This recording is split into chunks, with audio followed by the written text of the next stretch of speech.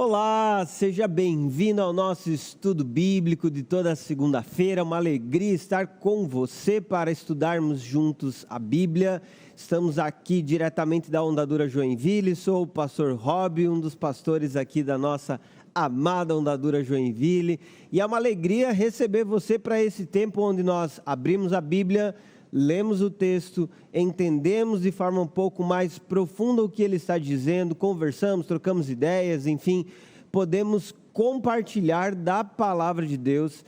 E eu quero dizer para você desde já, curta esse vídeo também, você pode compartilhar com seus amigos, com seus irmãos, você pode compartilhar nas suas redes sociais, afinal de contas, você tem essa ferramenta em suas mãos como instrumento para você abençoar outras pessoas.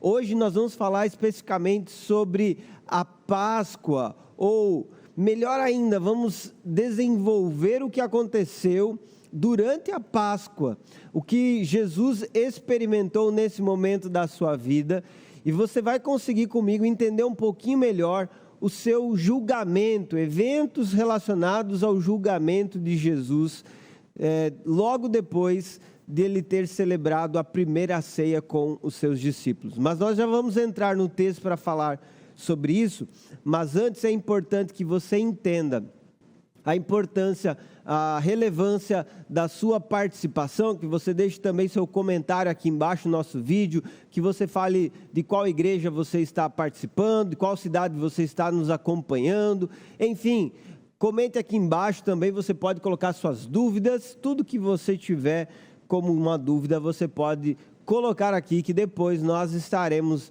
lendo seu comentário e também respondendo, tá bom?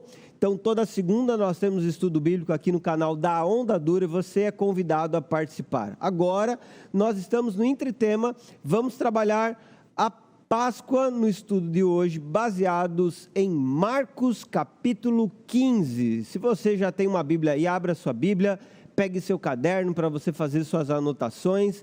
É bem importante, nós vamos diretamente para a leitura do texto bíblico e depois nós vamos explicar alguns detalhes que são importantíssimos de nós entendermos para uma compreensão mais completa do que esse texto quer dizer. Marcos capítulo 15, aliás, você que está nos acompanhando hoje, você deve estar percebendo, né, a ausência do nosso querido Gustavo, infelizmente está um pouquinho indisposto agora, não conseguiu gravar o estudo bíblico, então somente nessa segunda ele não estará conosco, mas Gustavão, melhoras meu amigo, espero você semana que vem com seus belos comentários, isso faz muita falta aqui para nós, tá bom? Valeu, vamos lá gente, Marcos capítulo 15, nós iremos ler a partir do versículo 1, diz assim: de manhã bem cedo, os principais sacerdotes, os líderes do povo e os mestres da lei, todo o alto conselho, se reuniram para discutir o que fariam em seguida. Então amarraram Jesus, o levaram e o entregaram a Pilatos. Pilatos lhes perguntou: você é o rei dos judeus? Jesus respondeu: é como você diz. Os principais sacerdotes o acusaram de vários crimes. E Pilatos perguntou: você não vai responder? O que diz de todas essas acusações? Mas, para surpresa de Pilatos, Jesus não disse coisa alguma. Nós vamos parar aqui a leitura no versículo 5, mas eu quero chamar a sua atenção desde já para esse texto, e obviamente toda vez que nós lemos algum texto, nós vamos imaginar qual é o contexto onde ele está inserido, e isso é algo muito importante. Você nunca estuda, interpreta, analisa um texto de maneira isolada, você analisa os versículos anteriores no mínimo, e especialmente nos evangelhos, as histórias anteriormente contadas são muito importantes para que você entenda qual o contexto, qual situação que estava acontecendo. Por exemplo, capítulo 14 de Marcos está contando aquele momento em que Jesus ele estava participando da Páscoa. A Páscoa em Jerusalém era uma festa, uma celebração onde muitas pessoas se reuniam para participar. consequentemente, Jesus estava lá com os seus discípulos. Lá ele instituiu a primeira ceia. Também algo muito importante, nesse momento da Páscoa, líderes judeus estavam procurando prender Jesus. Mas até no capítulo 14, Marcos deixa claro que eles haviam decidido não fazer isso durante a Páscoa, porque eles não queriam tumulto entre o povo. Porém, na última ceia, Jesus falou com os seus discípulos sobre a traição. E quando ele falou sobre a traição, ele disse que um deles haveria de traí-lo. Além de Pedro, que o negou, e isso está no capítulo 14 de Marcos, haveria aquele que iria trair Jesus. E quando Jesus então apresenta essa realidade, ele expõe os desejos do coração de Judas. E inclusive, em outro evangelho é dito que Satanás encheu o coração de Judas e ele foi então em direção a essa traição. Jesus foi ao Getsêmani com os seus discípulos para orar, porém, quando ele estava com os seus discípulos, Pedro, Tiago e João começaram a dormir, não aguentaram esse período de oração, e Jesus orava ao Pai, dizendo: Pai, se for possível, passa de mim esse cálice, contudo não seja o que eu quero, e sim o que tu queres. Paralelo a isso, Judas estava vendendo Jesus por 30 moedas de prata, e então levou os soldados para prender Jesus lá no Getsêmani. Quando ele chegou no Getsêmani, beijou então o rosto de Jesus, e aquele foi o sinal, o beijo da morte, como eu gosto de mencionar sobre esse texto. Esse é o beijo da morte que Judas deu em Jesus. E consequentemente, Jesus ele foi preso. E quando ele foi preso, ele passou por um interrogatório durante a noite. E você vai ver que esse detalhe é muito importante. Porque os líderes judeus que o prenderam, eles fizeram um conselho na casa do sumo sacerdote, para então entender um pouquinho mais sobre quem era Jesus e o que ele tinha a dizer. Porém, nesse contexto, eles estavam buscando em Jesus o quê? Um engano, um erro teológico, uma heresia. E quando Jesus ele se declarou como Cristo, Filho do Deus bendito, eles então disseram claramente: você blasfemou. Portanto, diante do tribunal dos líderes religiosos, Jesus foi condenado como um blasfemo. Esse tribunal aconteceu durante a própria noite ou madrugada. E nesse contexto, o que aconteceu? Jesus então passou aquela madrugada, aquela noite com os líderes religiosos, e então no capítulo 15 foi necessário um próximo passo para o plano, para o projeto de destruir a vida de Jesus. O projeto desses líderes religiosos, ou do alto conselho, como diz aqui o texto, principais sacerdotes, líderes do povo e mestres da lei. São 3 grupos distintos de judeus que estavam representados aqui, como pessoas que tinham um propósito para tirar Jesus de cena. Esse era o objetivo. Ele era um perigo para a religião que eles estavam vivendo, consequentemente, eles estavam tentando tirar Jesus de cena. E um detalhe, gente, eles se reuniram de manhã por qual motivo? Para tentar justificar a quebra de uma lei que eles haviam acabado de cometer. Qual era a quebra da lei? Para os judeus não era possível se reunir para colher testemunhas, para julgar pessoas durante a noite. Isso deveria ser feito de dia, como uma demonstração de que aquele julgamento ele era reto e puro.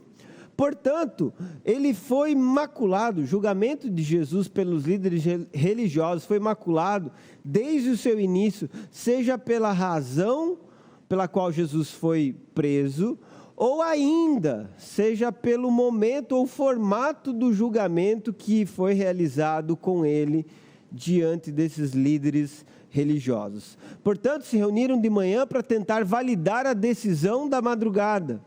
E a decisão foi: vamos amarrar Jesus e levar ele para ser entregue a Pilatos. Quem era Pilatos, gente? Pilatos era o responsável naquele contexto, naquele momento, por governar a região de Jerusalém. Ele era o representante dos romanos que ali estava exercendo governo político. Se os judeus operaram um julgamento religioso, o julgamento político, que poderia sim trazer uma consequência física e civil sobre Jesus, somente os romanos poderiam realizar. Porque se os judeus, por exemplo, matassem Jesus como consequência do julgamento deles, eles poderiam ser acusados de insurgência. Afinal de contas, o Império Romano dominava Jerusalém naquela época. Portanto, era necessário enfrentar, ou era necessário passar por esse julgamento político. Agora, de uma blasfêmia, Jesus vai ser levado para Pilatos.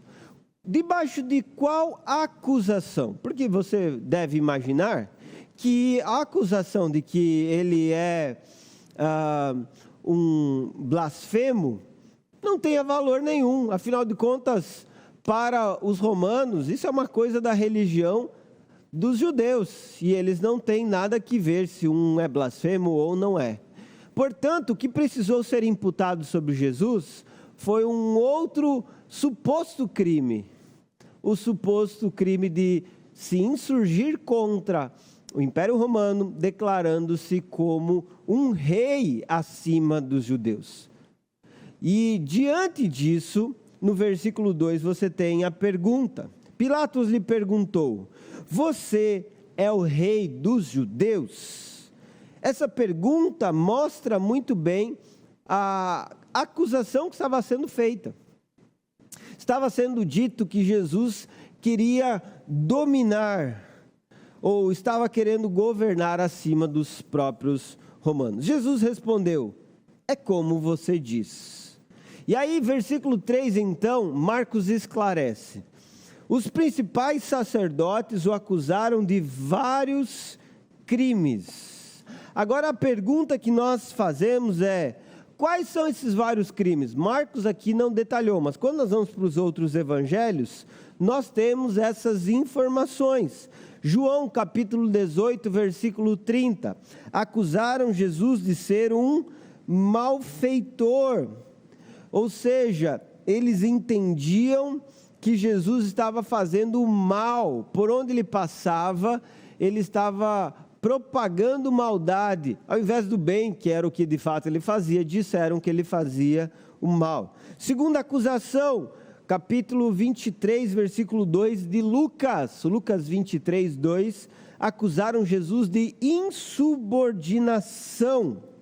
Eles disseram que Jesus estava pervertendo a nação, vedando as pessoas de pagarem impostos a César e autoafirmando-se, autoproclamando-se como rei acima dos judeus. Terceira acusação.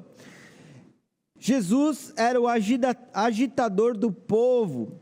Eles disseram que Jesus estava alvoroçando as pessoas, estavam reunindo grupos e estava então movimentando esses grupos desde a Galileia até a Judéia. Ou seja, todas essas regiões Jesus estava despertando um desejo no povo de viver uma balbúrdia, uma confusão.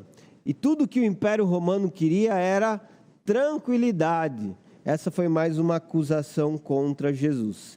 Capítulo 19, versículo 7 de João, fala sobre a blasfêmia, que aí sim está relacionada ao seu julgamento religioso. E João, capítulo 19, versículo 12, fala sobre sedição. Por quê? Os judeus estavam clamando a Pilatos: se você solta esse que não é amigo de César, você está soltando aquele que faz algo contra César. Ou seja, está soltando alguém que pode trazer divisão no meio desse reino. Então, os vários crimes que Jesus foi acusado estão detalhados em todos os outros evangelhos. E nós podemos perceber claramente a quantidade de argumentos que esses líderes judeus utilizaram para tentar incriminar Jesus. Então Pilatos diretamente perguntou para ele: você não vai responder? O que você diz de todas essas acusações? E aqui, meus irmãos, fica algo muito precioso, né? Jesus, ele silenciou diante do julgamento, das acusações que ele estava recebendo. Como ovelha muda, ele foi para o matadouro. Jesus, ele não se utilizou das palavras que ele poderia para se defender. Afinal de contas, ele entendia o propósito daquele julgamento, não diante do que os líderes judaicos estavam querendo fazer contra ele, mas diante do propósito que o Pai tinha estabelecido para a sua vida. Jesus não disse coisa alguma. O silêncio de Jesus é algo marcante e algo importantíssimo para nós entendermos como o Messias ele reagiu diante dessas falsas acusações. E aqui até mesmo é importante nós entendermos que por vezes pessoas vão se levantar com palavras condenatórias, palavras de acusação, palavras de desprezo, e essas palavras são extremamente dolorosas de serem ouvidas. Porém, é importante que entendamos qual é a verdade sobre toda a situação. Um dia essa verdade irá prevalecer e por isso nós precisamos aprender a silenciar diante dessas acusações falsas e enganosas. Vamos lá, só colocar aqui no quadro também para a gente conseguir marcar um pouquinho mais essas informações.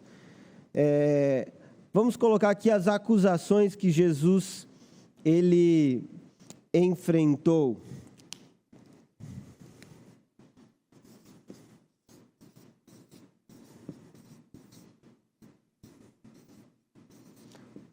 Quais foram essas acusações que foram feitas contra Cristo? Primeiramente, de ser um malfeitor.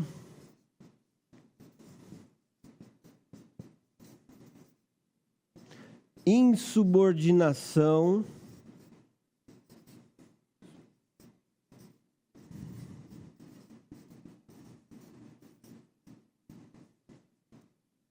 Depois disso, Jesus enfrentou a acusação de ser um agitador.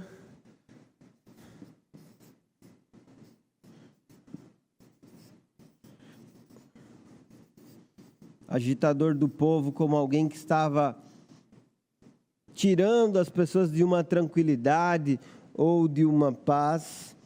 Blasfêmia.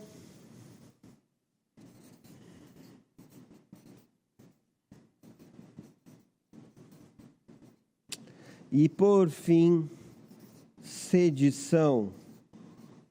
Uma palavra que pode ser compreendida como a divisão, a ação de alguém que divide.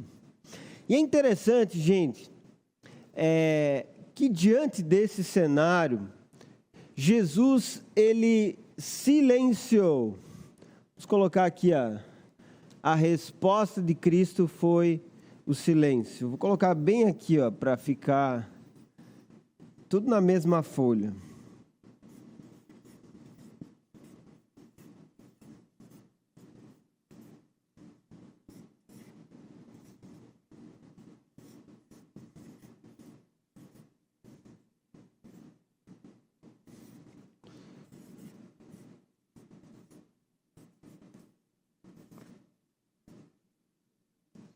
a resposta de Jesus foi o silêncio.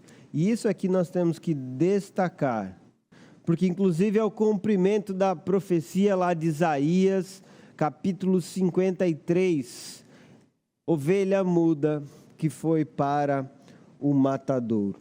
E quando nós entendemos isso, nós sabemos que ele silenciou por obediência. E nós temos que entender que mais importante do que aquilo que nós queremos falar, do que nós achamos ser importante, ser mencionado, apresentado, é mais importante nós sermos obedientes ao que Deus quer que nós façamos em cada circunstância.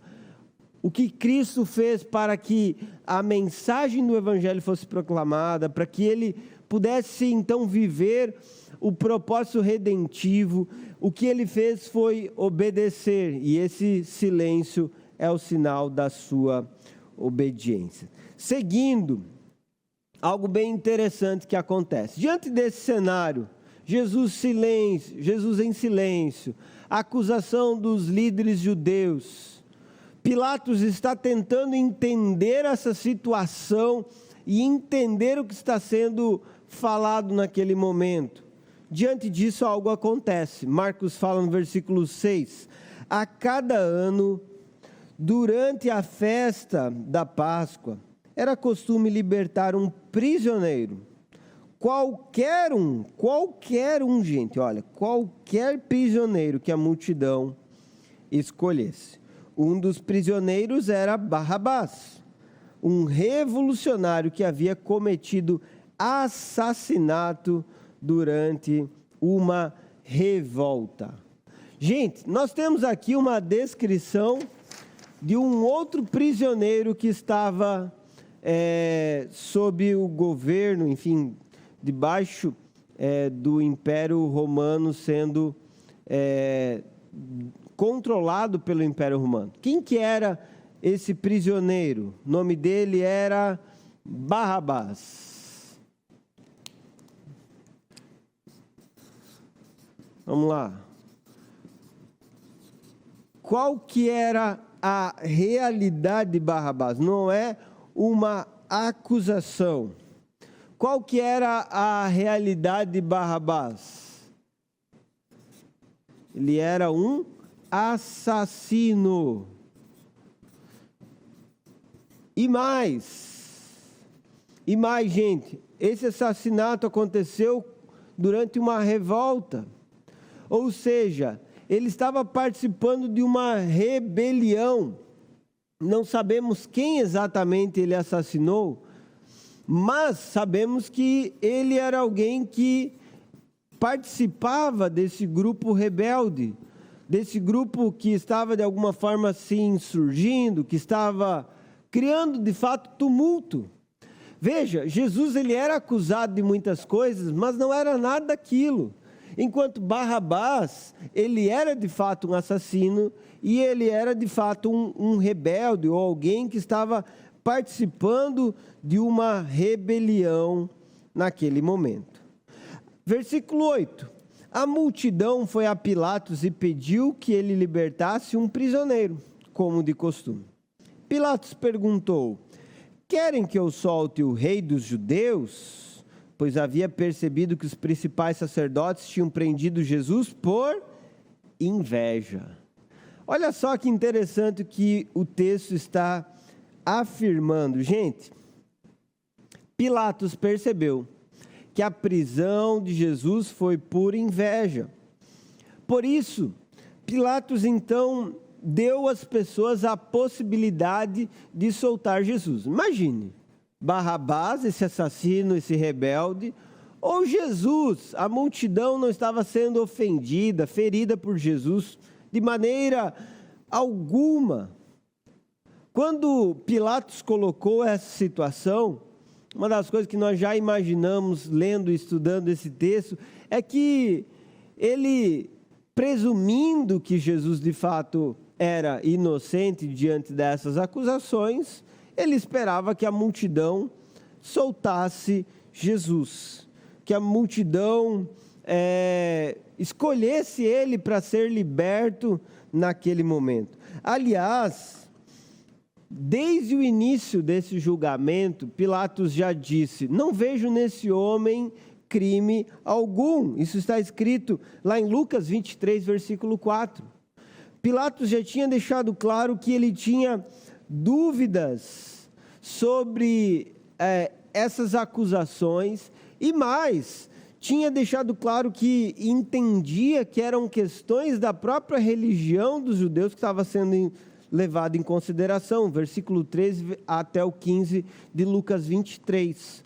Portanto, o que você percebe é que desde o início do julgamento, durante o julgamento e agora no final do julgamento, Pilatos queria soltar Jesus. Percebia que ele não era culpado, que ele era inocente, mas algo interessante. Quando ele tentou soltar Jesus, ele não quis fazer isso de maneira direta. Por quê? Porque ele iria criar um desentendimento com esses líderes judeus. O que Pilatos queria era ser amigo da vizinhança.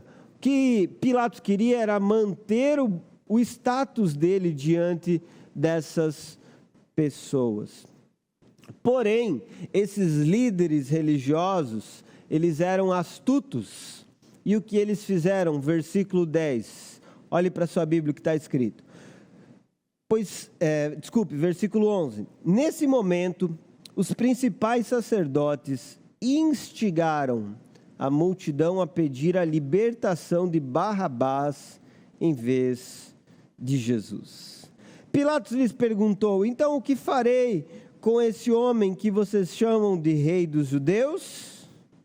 Crucifique-o, gritou a multidão. Por que quis saber Pilatos? Que crime ele cometeu? Mas a multidão gritou ainda mais alto: crucifique-o. Para acalmar a multidão, Pilatos lhe soltou Barrabás. Então, depois de mandar açoitar Jesus, entregou-o aos soldados romanos para que fosse crucificado. Olha só, gente, tem muita informação aqui. Vamos lá, vamos aos poucos para a gente poder entender melhor o que aconteceu. Quem foi que instigou a multidão a escolher Barrabás e não Jesus? Os principais sacerdotes. Então você tem claramente nessas pessoas o quê? Um desejo de ver Jesus morto. Esses principais sacerdotes instigaram a multidão a pedir que esse assassino fosse solto. O assassino foi liberto. O assassino foi solto para que os desejos inescrupulosos e pecaminosos deles se cumprissem. E então, Pilatos perguntou: o que eu vou fazer com esse rei dos judeus? Mais uma vez ele repete chamando Jesus de rei. Obviamente pode existir uma ironia aqui, mas há uma repetição: ele é o rei dos judeus, ele é o rei dos judeus. E isso foi escrito na plaquinha que foi colocada acima dele na crucificação. A resposta da multidão foi: crucifique-o. A multidão pediu que ele fosse crucificado. E Pilatos então questionou: como assim? Por que eu vou crucificar ele? Gente, qual crime ele cometeu? E novamente a multidão só gritava: crucifique-o. Afinal de contas, não havia motivos reais para a condenação de Jesus. Não haviam motivos verdadeiros para que ele fosse levado à morte naquele momento.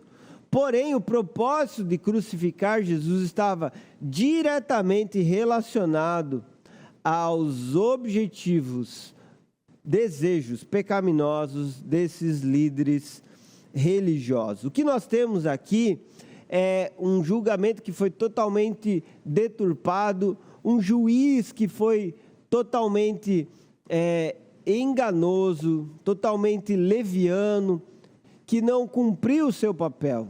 E perceba, né? O santo recebeu a acusação de pecador. O justo juiz esteve nas mãos de um juiz injusto.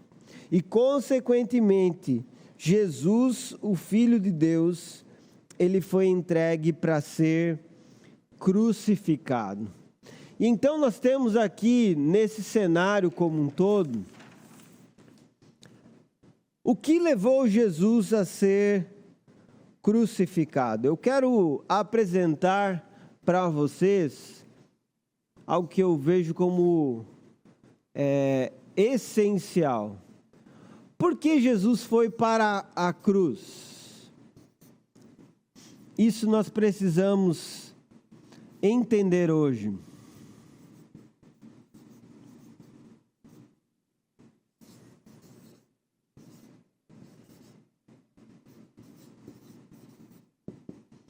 Vamos lá.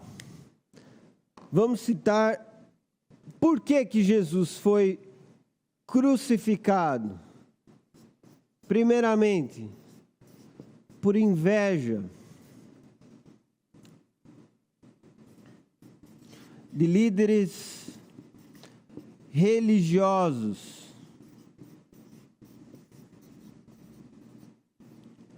Porque Jesus ele foi crucificado por causa da ganância. Ganância de quem? De Judas. Judas vendeu Jesus por 30 moedas de prata. Porque Jesus ele foi levado à crucificação pela covardia. Covardia de quem? De Pilatos.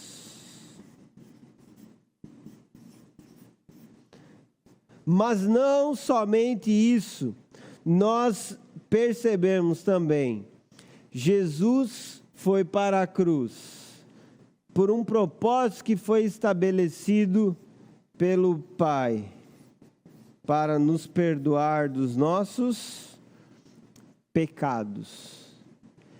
Por causa dos nossos pecados, Jesus, ele precisou enfrentar a crucificação. Portanto, o que nós percebemos é que essa realidade enfrentada pelo Senhor está relacionado, em primeira instância e histórica, a eventos de líderes religiosos que eram invejosos, a ganância de Judas Iscariotes, a covardia de Pilatos, mas, acima de tudo isso, Jesus ele foi crucificado por causa dos nossos pecados. Jesus ele enfrentou esses açoites, essa humilhação e a crucificação para cumprir o propósito amoroso do Pai de resgatar um povo, de libertar esse povo e promover uma redenção verdadeira.